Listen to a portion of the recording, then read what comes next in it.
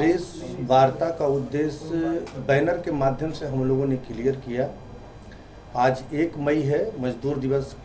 आज 1 मई 2022 को हम लोगों ने आम आदमी के तौर पर पूरे पटना में केजरीवाल जी को प्रधानमंत्री के रूप में एक बैनर लगा करके पहली आवाज़ हम लोगों ने बिहार से उठाया था। लेकिन जो परिस्थितियां बन रही हैं, उस परिस्थितियों के अनुरूप 2 चरण का चुनाव होने के बाद हम लोगों को लगा, जिस तरह से गिरफ्तारी हुई, तो एक संवैधानिक पद पर हमारे मुख्यमंत्री जी थे, उन्होंने इस्तीफा नहीं दिया मुख्यमंत्री के तौर पे।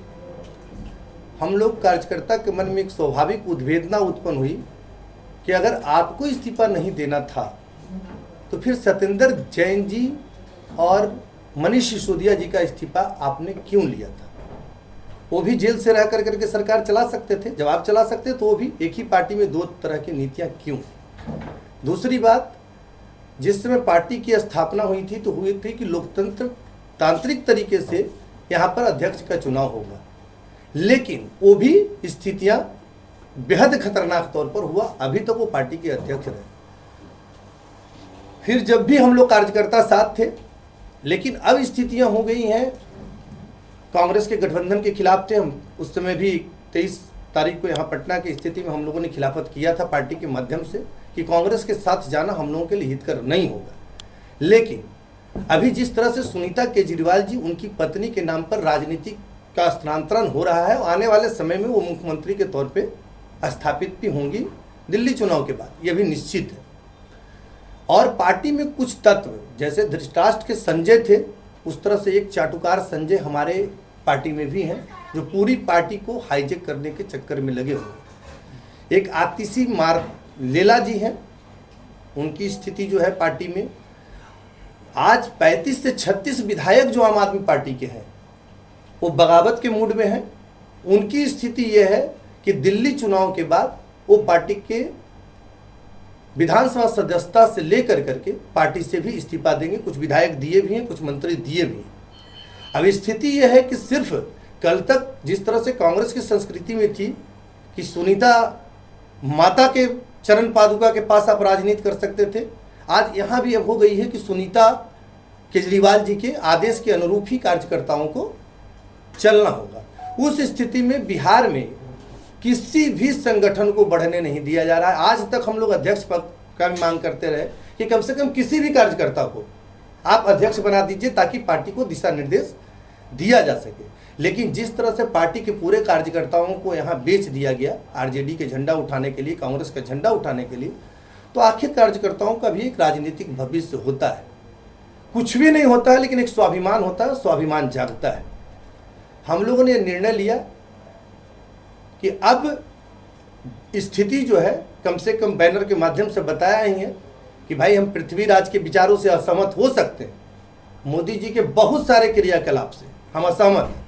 बिहार में वैसे बहुत सारे कार्यक्रम हैं जो मोदी जी के स्थिति अनुरूप नहीं हुआ बिहार में, लेकिन इसका मतलब ये नहीं है कि उसका विकल्प में हम मोहम्मद गौरी को चुन लें और जयचंद को चुन लें, ये स्वीकार नहीं, बिल्कुल नहीं है। अब तो मैंने उसको बताया ना कि अगर इस्तीफा लेना था, अगर आपको नहीं देना था, तो फिर जेल से रह करके सरकार तो चलाया जा सकता था। मनीष सिसोदिया भी चला सकते थे, सत्येंद्र जैन भी चला सकते थे। तो फिर एक ही पार्टी में 2 रंग का नीतियाँ क्यों? अरविंद केजरीवाल परिवारवाद को बढ़ावा दे रहे हैं, अपनी पार्टी के लोगों को विश्वास नहीं उनको। जिस तरह से उनको जेल जाने के बाद सुनीता केजरीवाल जी के हाथों में कमान पार्टी का आया है, और जिस तरह से वो कमान को हाथ में ले रही हैं और पार्टी को डिटेक्ट कर रही हैं, उस तरह से तो अब लगता है वही संस्कृति जो कांग्रेस की राजमाता सोनिया गांधी थी, अब राजमाता सुनीता केजरीवाल जी हैं। तो आने वाले दिन में आप पार्टी छोड़ करके बीजेपी ज्वाइन करेंगे या कोई और पार्टी? भारतीय जनता पार्टी में हमारी जहां तक है, मैंने अपने जीवन में कभी भी भारतीय जनता पार्टी को वोट नहीं दिया। अपने जीवन में अभी तक सच्चाई है कि मैंने कभी भी भारतीय जनता पार्टी को वोटिंग नहीं किया हूँ, और आने वाले समय में कभी भी भारतीय जनता पार्टी को न ज्वाइन करूंगा और न उसका किसी तरह का कोई समर्थन करूंगा। लेकिन आज का जो दौर है, आज की जो परिस्थितियां हैं, क्या हम उसी परिस्थिति में चले जाएं कि कश्मीर में जिस तरह से आतंकवादी रूल्स थे, जिस तरह से बम विस्फोट होते थे, क्या उसी में फिर लौट जाएं? विकल्प के अभाव में हमारा कहना है कि आज के डेट में जो परिस्थितियां बन रही है उसके अनुरूप जो सरकार है उसी को समर्थन दिया जाना ही लाजमी है। आपके बैनर पे प्रधानमंत्री का भी तस्वीर लगी हुई है, क्या मैसेज देना चाहते हैं? देश के वो आदरणीय प्रधानमंत्री हैं, आज वो लीड कर रहे हैं, सबसे ज़्यादा लीड कर रहे हैं। हम लोगों ने कहा था कि नरेंद्र मोदी जी से अकेले लड़ना संभव नहीं है।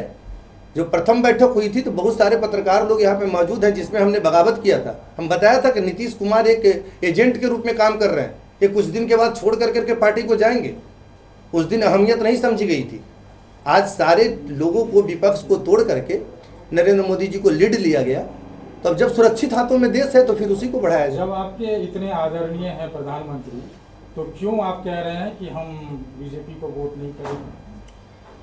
नहीं, सवाल यहाँ पे ये था कि क्या बीजेपी आप ज्वाइन करेंगे। सवाल यहाँ पे ये पूछा गया कि बीजेपी ज्वाइन इससे करेंगे। पहले ये भी था कि मैंने कभी वोट नहीं किया बीजेपी को, कभी लाइक नहीं किया। जी, मेरा सिद्धांत उनसे नहीं मिलता था, मैंने वोट नहीं किया। अब मिलने लगा। सिद्धांत हमारा उनसे नहीं मिलता है। बहुत सारे विचारों से मैं असहमत हूँ। मैंने बता रहा हूँ ना कि असहमत हूँ, लेकिन पृथ्वीराज के विकल्प में जयचंद मोहम्मद गोरी स्वीकार नहीं।